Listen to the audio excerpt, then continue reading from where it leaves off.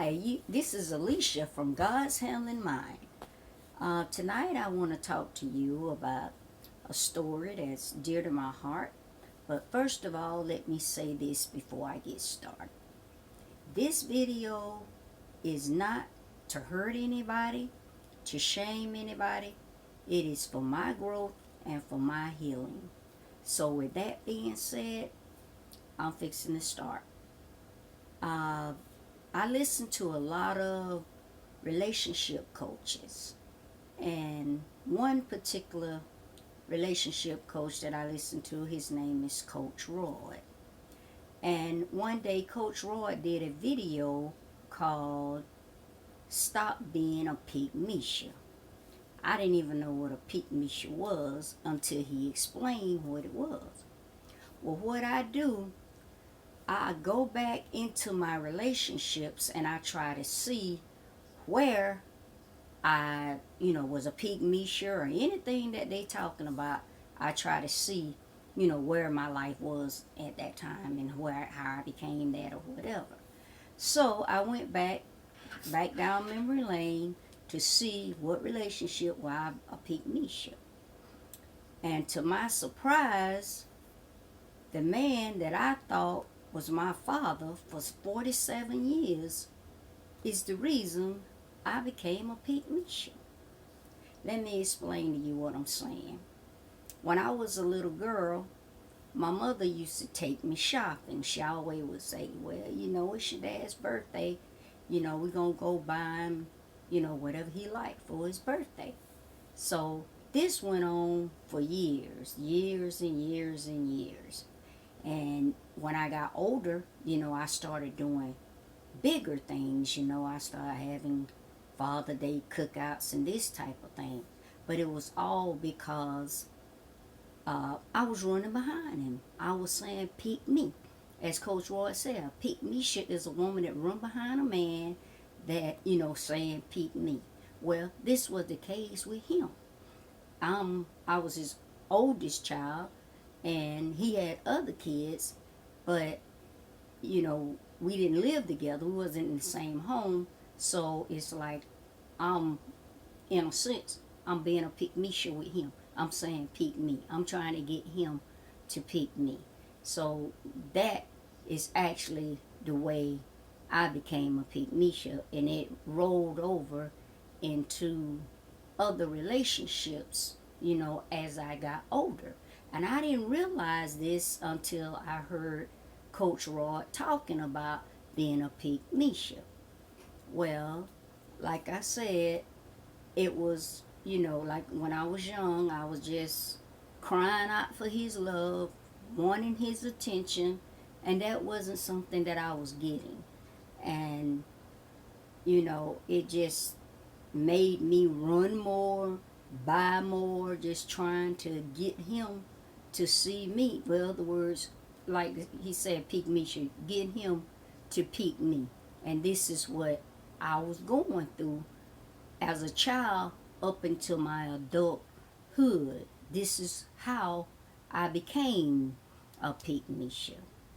But the thing about it, he was within his rights. For me, were not feeling the way he felt about the situation. He was in his right to do so. When I turned 47 years old, I wrote him a letter, and I explained to him, how something is not right with this picture, because I'm not feeling like, I'm your child, your daughter, and I would appreciate it if you could let me know whether I'm your daughter or not, because this just doesn't make any sense to me. And to my surprise, he got my number and he called me. And, we talked, and he was like, oh, I got your letter. And I was like, yes. And he was like, I want to know better than you. So I was surprised to hear that answer. And he asked me what did I want to do. And I told him, well, he said, you want to get a DNA? And I was like, sure. That's what I really wanted, but I just didn't want to say it, so I'm glad he said it instead of me. So we found out what all we had to do. We went and got the, sign off for the test and everything, and we was gonna go half on it. But he come down to my town where I live at, and me and him took the test together in front of each other, like he said, so it won't be no funny business or people saying, you might have got somebody else to do it or whatever. So that's what we did. And when we did, we signed it back off. It came back, and he had got his before I got mine. And he called me and he was like, you ain't crying, is you? And I'm like, crying for what? And he was like, have you got your test back yet?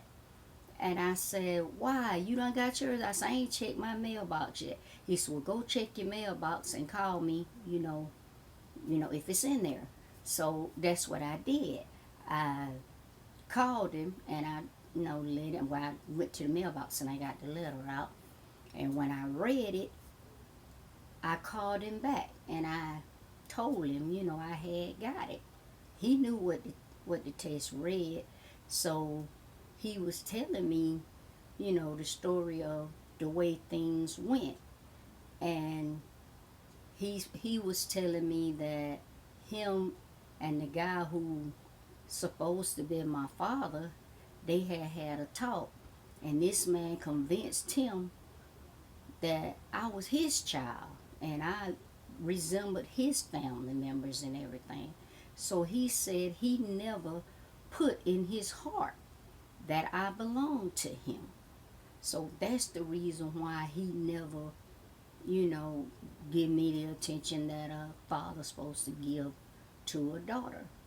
And being that the test came back, the way it came back, he was within his rights, not to, for him to feel the way he felt, you know what I'm trying to say. And I just wanted to let you know that sometimes things, like I said, some things ain't always the way they seem. That's why I named this video, this things ain't always the way they seem. And like I said, it came back that he was not my father. The test had 0%, meaning wasn't anything connecting to him. And like I said, it hurt. I'll be lying if I say it didn't hurt. It hurt. And I tried to, keep it, be a big girl, because that's what I'm used to doing. And I never did let anybody know how I felt about the situation. And even right now, it making me emotional about it. But I done kind of got over it, because I'm no longer a Peak Misha. So I'm not running behind anybody saying, pick me, pick me. I'm not doing that anymore. And if he happened to see this video, I want him to know that I have nothing against him, that with the love of God, I love him, and I appreciate him, trying to spare my feelings when I was a child. And I hold no grudges against him, whatsoever. And if this story can help anybody else in theirs, hey, I hope it do.